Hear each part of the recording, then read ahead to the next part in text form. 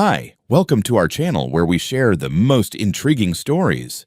When a reclusive landowner inherits a pristine lakeside property, he thinks he's found peace, until a powerful HOA declares quiet war. With forged maps, fake cops, and midnight invasions, one man must defend what's his, or lose everything to suburban greed. I've always believed in clear boundaries, on paper, on land, and in life. That's probably why I liked Utah. Wide skies, dry air, long views, and no one breathing down your neck. So when I inherited 12 acres of forested land near Hollow Rock State Lake, I saw it as more than just real estate. It was peace. It was legacy. And, most of all, it was mine. The southern side of the lake was always quiet. The northern bank, on the other hand, had been swallowed over the years by Vista Pines, one of those HOA-ridden enclaves full of luxury cabins squeezed elbow to elbow, all with matching beige trim and identical Adirondack chairs no one sat in.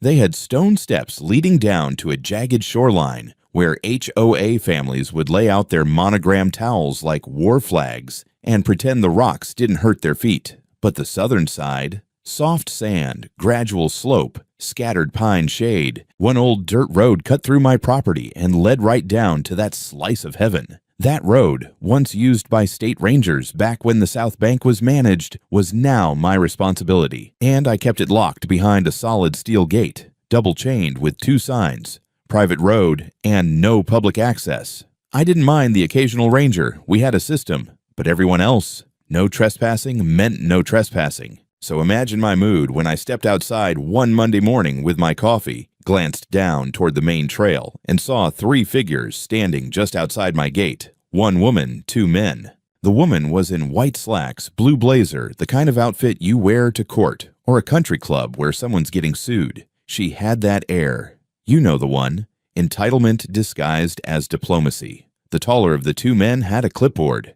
The other one wore a badge that said Vista Pines Security. Not a real badge, not a sheriff's star. More like something bought online that made him feel important. I put the coffee down on the porch rail and started walking.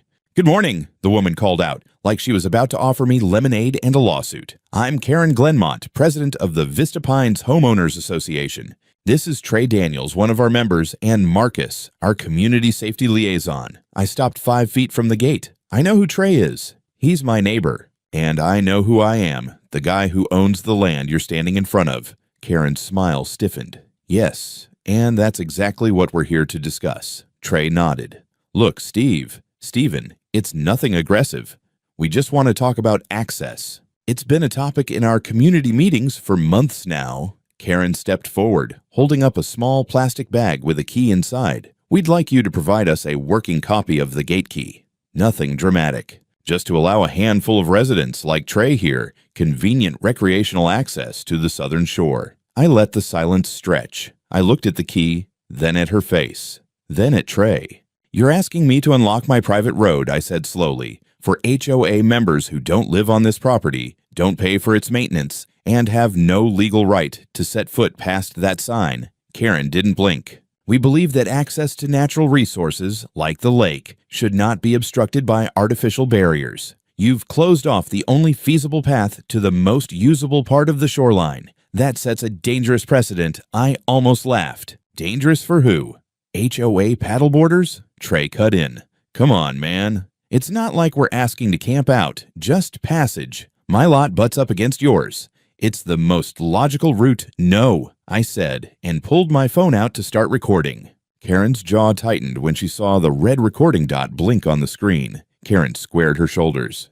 "We're not trying to start a conflict, mister." Caldwell, but refusing to cooperate on reasonable access could be interpreted as obstruction of a public interest. If this can't be resolved peacefully, we may have to escalate through the county. I encourage you to do just that, I said. "I'd love to see you explain to a judge how you're entitled to keys to private property you don't own, on land that's been in my family for over 70 years. Karen's eyes narrowed, but she smiled again. "We'll follow up in writing."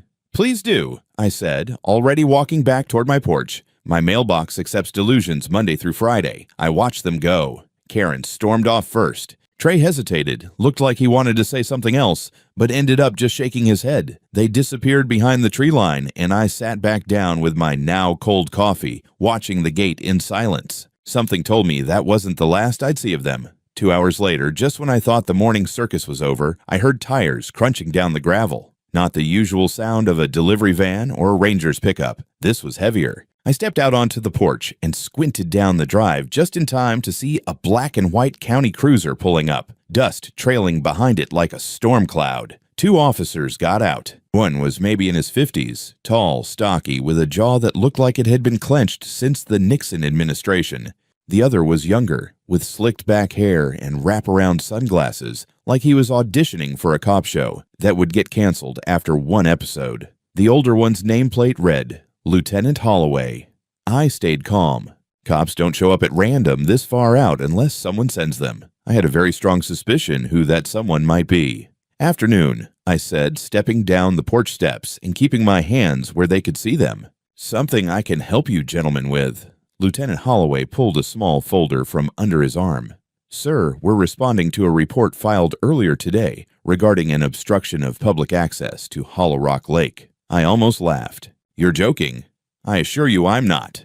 He handed me a copy of a formal complaint, HOA letterhead, filed and stamped. They were fast. It states that a private landowner has installed a locked gate across what may be considered a shared access corridor to a public resource, Holloway continued. And let me guess, I said, already pulling out my phone to bring up the digital copies of my deed and cadastral overlay. You're here to take a look and make sure I'm not hiding a drawbridge and a dragon on my dirt road. The younger officer gave a tiny smirk.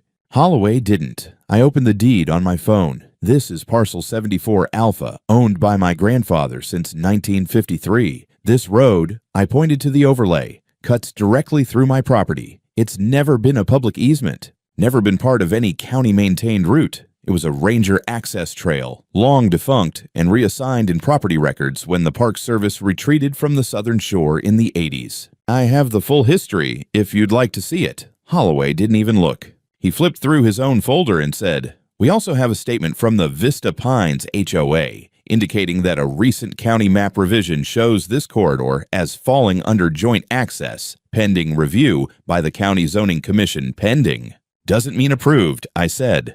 And that map revision is fraudulent. I've already filed a complaint about that exact change because it was submitted by a private firm with family ties to the HOA president. The younger cop raised an eyebrow.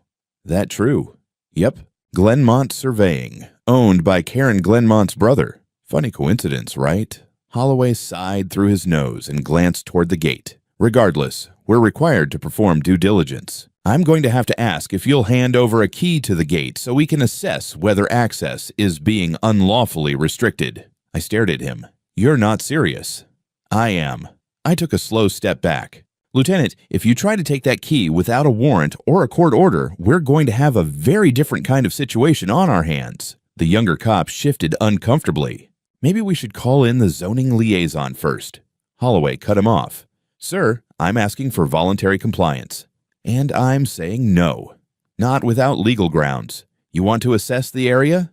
That's fine. You can do it from the public road with binoculars like the HOA does every weekend. But that gate stays shut unless you bring me a signed order from a judge. I reached into my shirt pocket and pulled out a folded letter from my attorney. This is a cease and desist directed at the HOA. It includes a preliminary injunction filed this morning. We're seeking a temporary restraining order on HOA members and affiliates attempting access to or modification of my property. I suggest you read it. Holloway didn't take it. He looked at the paper like it might give him heartburn.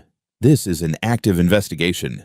We'll be back. Bring a warrant next time, I said, already backing toward the house. And maybe read the Fourth Amendment on the way. They left without another word, the cruiser throwing up a fresh wave of dust as it pulled out. As soon as they were out of view, I opened my security app and downloaded the body cam footage and audio from my property cams, backed it up to 2 drives, and forwarded a copy to my lawyer. Then I poured myself a second cup of coffee, decaf this time. My hands were already shaking. By the next morning, my lawyer, Rachel Mendez, was already 2 cups deep into the strongest coffee Salt Lake City could offer, and forwarding me a PDF marked emergency motion for protective injunction. She called me around 8, her voice sharp and efficient as ever. "Stephen, that HOA just stepped into felony territory," she said. "We're filing in district court within the hour. You'll have temporary legal protection from further encroachment while we dig into the map situation."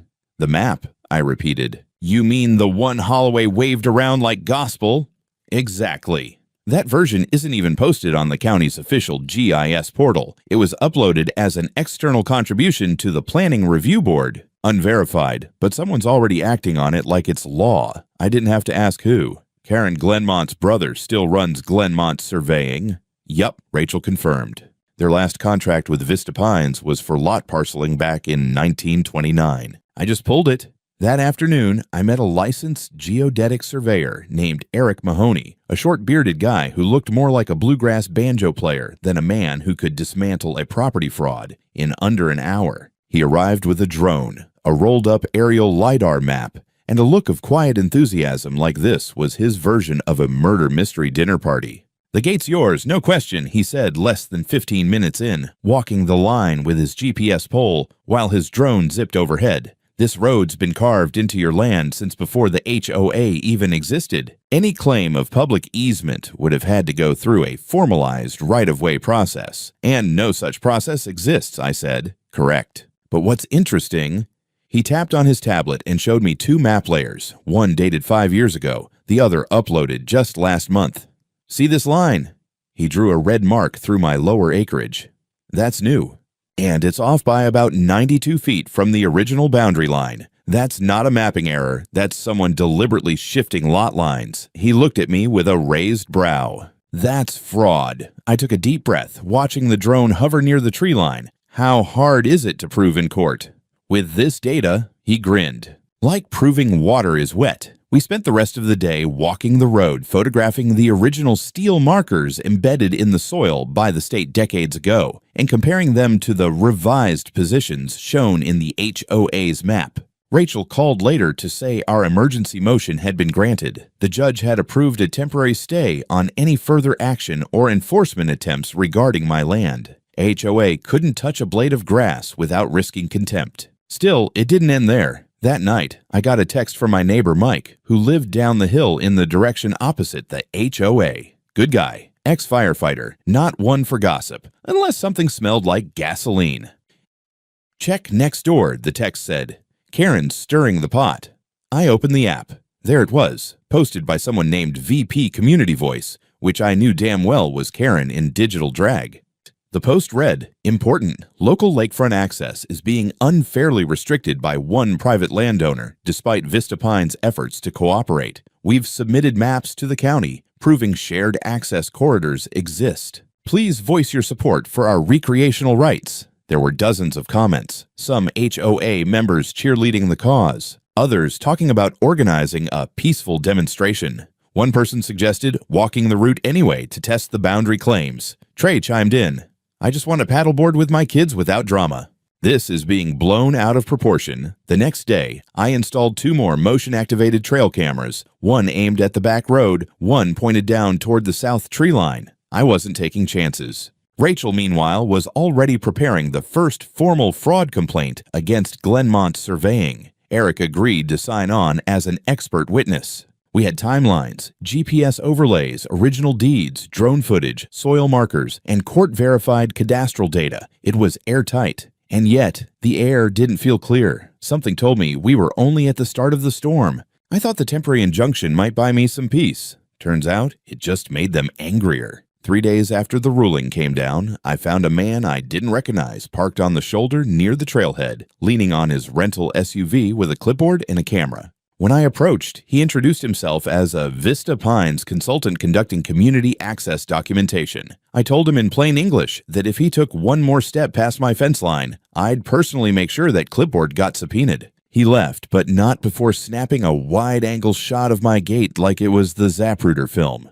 Rachel wasn't surprised. "They're panicking," she said. "We just filed the fraud complaint against Glenmont Surveying, and I submitted Mahoney's survey findings as supplemental evidence. You kicked a very polished hornet's nest."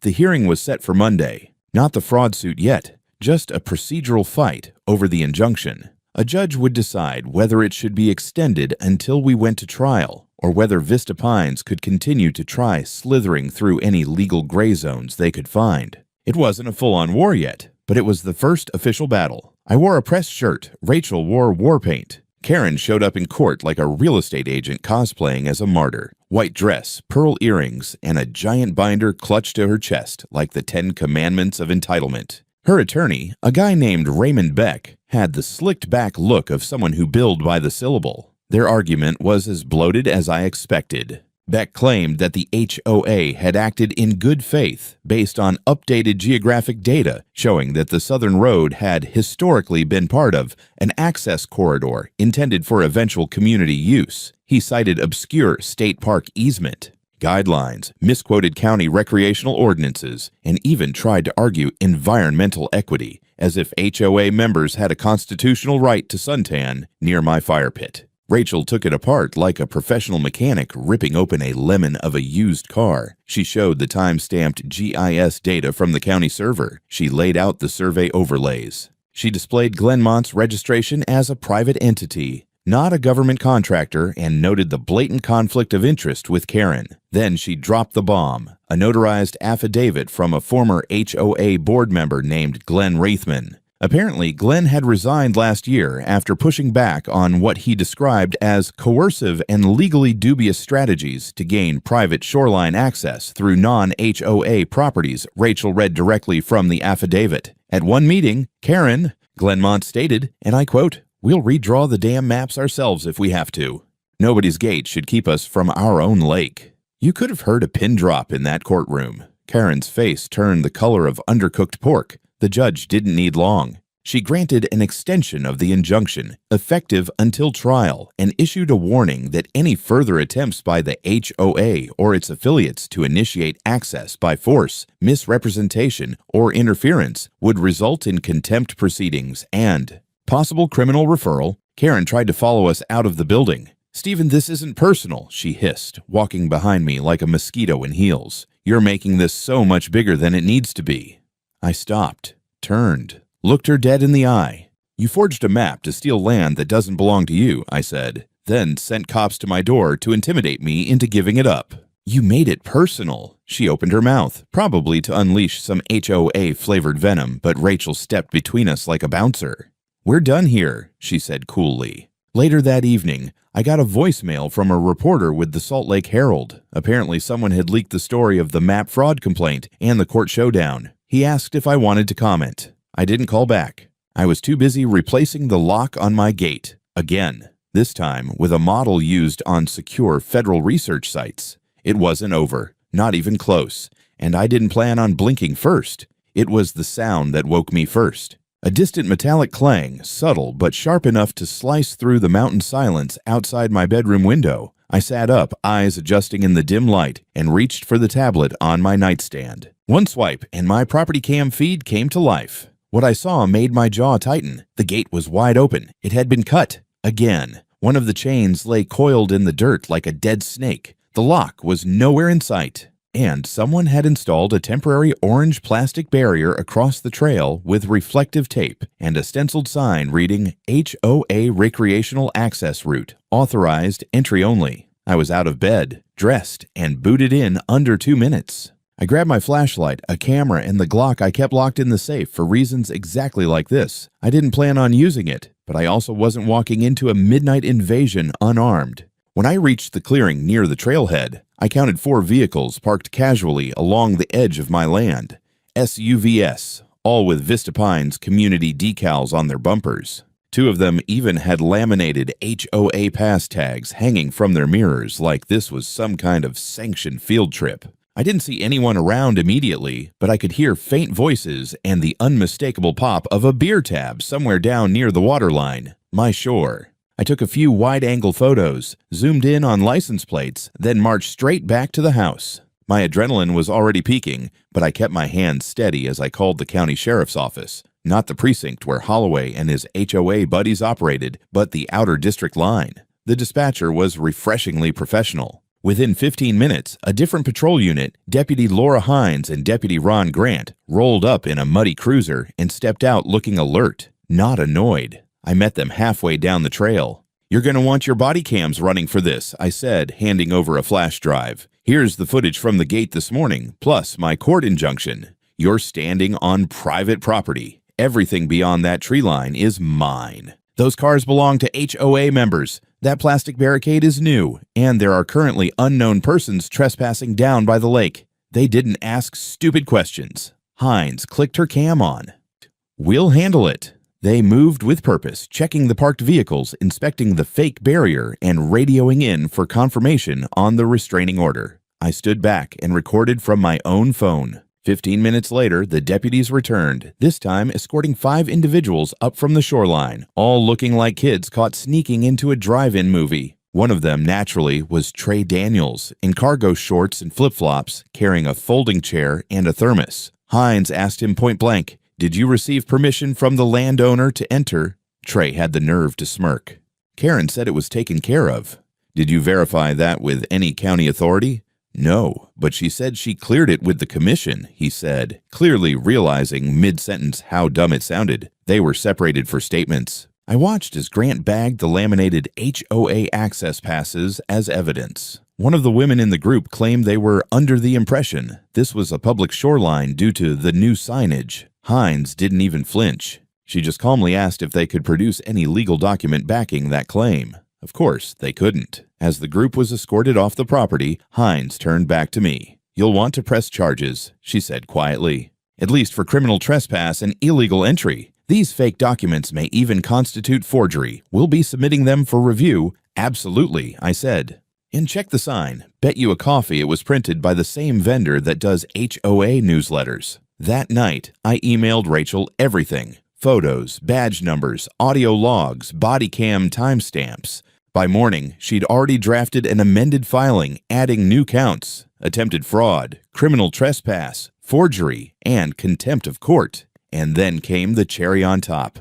As I was reviewing overnight footage, one frame stood out. A man in a Vista Pine security jacket, not HOA member, not a resident, recorded clearly slicing the lock and unrolling the plastic barrier with help from another guy in cargo pants and a ball cap. The camera caught both of their faces. One of them was Marcus, the community liaison who'd shown up with Karen during our first confrontation. The other, Lieutenant Holloway's son, according to Rachel's PI contact. The next move wasn't mine. It belonged to the prosecutor's office. By the time Monday rolled around, my inbox was a war zone. Rachel had copied me on every update. New filings submitted, subpoenas issued, interviews scheduled with both deputies Hines and Grant. One by one, the dominoes were lining up. And Karen Glenmont was standing at the head of the table with a smug smile and a gasoline can. Then, just after lunch, Rachel called. "You sitting down?" she asked, her tone light in that dangerous way that always meant something big was about to happen. "Go for it." The county attorney's office just greenlit an investigation into Glenmont surveying. Your geodetic friend Mahoney? He filed an official complaint through the Utah Board of Professional Engineers and Land Surveyors. And guess who shows up on the incorporation papers? Let me guess. Someone whose name rhymes with Schmarin. Close. Her brother, Darren Glenmont. And get this, he's got 2 prior ethics violations already, both involving unauthorized lot line adjustments, and one of those cases was quietly dismissed after a witness changed their story. I let that sink in. So Karen's not just a HOA tyrant, she's running a side hustle with a family fraud ring? Looks like. And Mahoney's analysis showed the latest Vista Pines map submission, where they tried to relocate your gate by 30 feet, was altered digitally after the original file had been notarized. Forgery. Exactly. And here's the kicker. The digital signature on the final upload was traced to an IP address inside the HOA's management office. I leaned back and stared at the ceiling. Somewhere out there, Karen was probably hosting a wine tasting on a deck she claimed was built within setback limits. Meanwhile, the net was closing in. That evening, a county investigator came by the house to review the original gate footage, map overlays, and our log of trespassing events. He stayed for nearly 2 hours asking detailed questions, not just about the land and the signs, but about the pattern, the escalation, the use of fake authority. the involvement of law enforcement. He seemed particularly interested in the footage showing Marcus, the HOA's so-called security consultant, slicing through the lock with bolt cutters and rolling out the fake access banner. "Has he ever identified himself as law enforcement?" the investigator asked. "No," I said, "but he wears a uniform that looks close. Badges, shoulder patch, radios. Anyone ever assume he was a cop?" "Once. A couple from Salt Lake pulled up in June, thought he was doing a state park inspection. He never corrected them. That was enough." The investigator left with copies of everything and a promise that this was now being elevated to a multi-agency inquiry, including county fraud, unlawful impersonation, and possible civil rights violations due to misuse of authority. By the end of the week, we got the news. A warrant had been issued for Marcus the Enforcer, charging him with criminal impersonation, destruction of private property, and unlawful entry. And then, the breaking point. I woke up to an email from Rachel. Subject line, "Holy." Hell attached was a screenshot of an internal HOA memo that had leaked onto a local whistleblower blog. It was labeled Strategic Community Expansion Opportunities, Phase 2. In it, Vista Pines board members openly discussed using the Southern Access Route, my road, as a shared infrastructure opportunity that could be leveraged by asserting historical utility precedent and selective enforcement of local ordinances via allied enforcement liaisons. Translation? They planned to steal my road, then pressure the county into backing them up. And that phrase, allied enforcement liaisons, was underlined. I felt sick, angry, and vindicated. We weren't fighting HOA overreach anymore. We were fighting a coordinated attempt at land theft, map forgery, impersonation of authority, and collusion with law enforcement. Rachel filed for an emergency evidentiary hearing, not just to protect my property, but to expose the whole rotten operation. It was no longer about access. This was about taking down the entire web. The emergency hearing was set for Wednesday morning. By Tuesday night, my driveway looked like a media staging area. Someone had leaked the story. Maybe the whistleblower blog, maybe Rachel's legal team, maybe one of the fired cops trying to get ahead of the avalanche. Either way, reporters were camped outside with cameras, hoping to get footage of the man who stopped the HOA land grab. I wasn't interested in interviews. I was focused on locking everything down.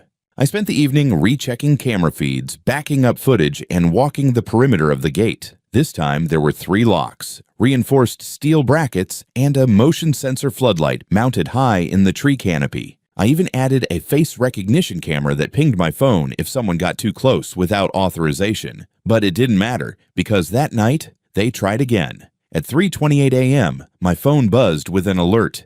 Gate perimeter breach. Multiple subjects detected. I bolted upright, heart racing, pulled up the live cam, and there they were. 3 figures, 2 with headlamps, 1 holding a bolt cutter, working in near silence like amateurs trying to stage a heist. One of them planted another temporary sign, this one laminated with the Vista Pines HOA seal. It read, Community Emergency Access Corridor, under temporary easement authority. It was laughably fake, but not harmless. Because behind them, a full van load of people began to arrive, parking just outside the tree line and walking in with towels, coolers, beach chairs, as if this were an official HOA beach day. At 4 in the morning, that was it. I called the real sheriff's department and activated my emergency drone. The quadcopter zipped into the night sky and gave me a bird's eye view. It confirmed everything. Over 12 people now on my land, trespassing and openly violating the restraining order. Someone even lit a campfire. By the time Deputies Hines and Grant arrived 20 minutes later, I'd already emailed Rachel, the prosecutor's office, and our court clerk. The deputies were shocked, not just by the crowd, but by the organization of it. Pre-printed passes, safety vests, a clipboard with event check-in. It was as if HOA had declared eminent domain by sheer audacity. And then came the moment that cracked it all wide open. As Hines approached the organizer at the scene, a man in a golf hat and HOA polo shirt, he handed her a printed packet of temporary authorization permits, signed by Lieutenant Holloway, the very same officer now under suspension and being investigated for prior misconduct in my case. Rachel, once she received the scanned permit, almost lost her mind. "This isn't just fake, it's a felony," she said over the phone. The man signed a forged easement order. That's not only impersonation of public authority, it's abuse of power while under active investigation. Hines didn't wait. Within the hour, 3 arrests were made on the spot. 2 for trespassing and 1 for criminal conspiracy to defraud. The fake permit was taken as evidence. The event log clipboard, bagged. The drone footage, transferred to county evidence systems. The media, now fully awake, showed up to record the tail end of it all. Patrol cars escorting HOA members off my property in their flip-flops and sun hats. Karen nowhere to be seen. But she wasn't hiding. She was sitting in a deposition. And she didn't know that while she sipped bottled water and delivered prepped statements to her lawyer, her signature had just appeared on 5 different forged access forms, one of which matched the document found at my gate. And every one of them had a date stamp after the court had already barred her from approaching my land. The trap was closing. The hearing room was colder than I expected. Maybe it was the air conditioning. Maybe it was just the weight of everything. Rachel sat beside me, a calm storm in a navy suit, flipping through a thick folder of evidence like a surgeon prepping for the final incision. Across from us sat Karen Glenmont, flanked by 2 attorneys who looked like they'd rather be anywhere else. Her smile was gone. She stared straight ahead, hands folded tightly in her lap. The mask had cracked. The judge called the session to order. What followed wasn't a courtroom drama. It was a surgical dissection. Rachel led the charge. A chronological breakdown of every unauthorized HOA incursion. Video evidence showing Karen and her enforcers trespassing, slicing locks, planting fake signage. A certified report from geodetic engineer Mahoney confirming the altered property lines and matching them against the forged HOA maps.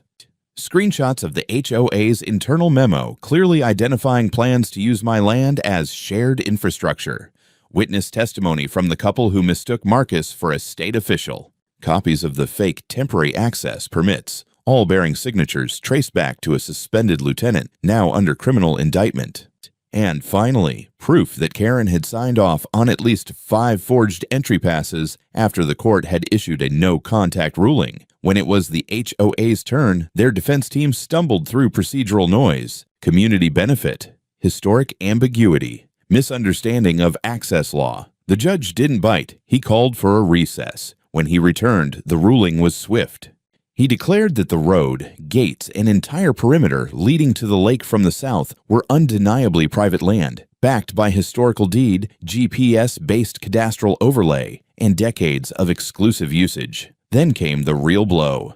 Karen Glenmont was found in contempt of court for violating the restraining order. The fake permits signed under her name were deemed felony-grade forgeries. She was remanded into custody right there in the courtroom. Her attorneys didn't even object. One of them silently gathered her purse. But it wasn't just her. The judge ordered a full audit of the Vista Pines HOA. Several board members faced individual lawsuits from other residents who now realized they too had been coerced or manipulated. One by one, the dominoes fell. 2 deputies were already under internal affairs investigation. Marcus, the fake security consultant, had been charged with impersonating law enforcement, destruction of private property, and unlawful surveillance. He'd apparently installed trail cameras on my land, aimed at the gate. Those were seized and added to the evidence stack. When it came to me, the judge didn't hold back. He awarded full legal confirmation of land ownership, an injunction prohibiting any member of Vista Pines HOA from coming within 300 feet of my property line, and a financial judgment, $680,000 in damages for legal expenses, emotional distress, destruction of property, and repeated invasion of privacy. Rachel squeezed my arm. You just set a precedent. I didn't sleep that night, not because I was anxious, but because I finally had the quiet to think, the kind of peace that settles in only when the wolves are gone. By the weekend, I'd replaced the gate, reinforced steel core, dual padlocks, motion lights, face recognition camera mounted higher than any bolt cutter could reach, and one new addition. A handmade metal sign, laser-etched and powder-coated to withstand the Utah sun. It read, "This is not your shortcut. Private land. Trespassers will be jailed." Beneath that, in smaller print, ask Karen Glenmont how that worked out.